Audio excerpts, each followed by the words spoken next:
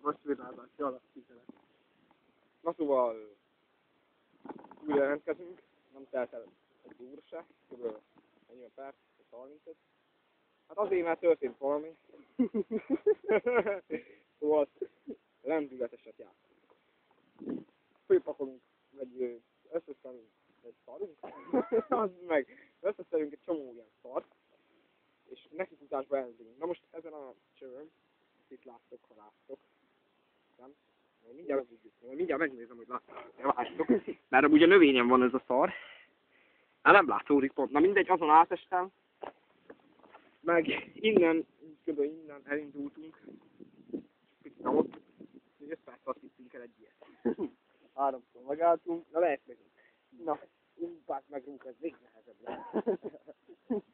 Egy. Na, 3, 2, 1. Ufasz meg!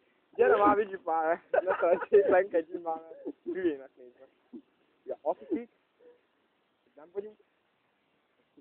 Senki jó. Ja. Hol? Ja. Ja. 3, 2. Előtt csak az band meg, vagy mi az Isten lámpa, az forul.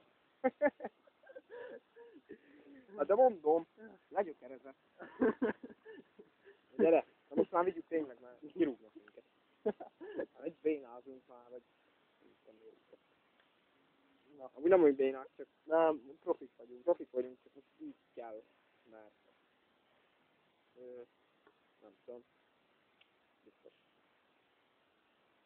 Én hülyeségeket beszélek. Mondom az előbb akkor áteste, hogy nem nagyobb, de... De jó volt. Na, Ja. mehet. Várjál, beszúrom. Na, oké. Na, ez jó lesz. Á.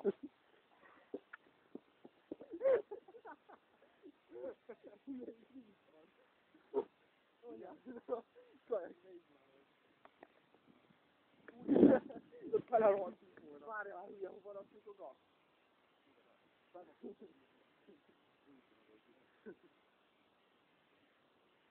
Na, ez egy villázási alapművelet.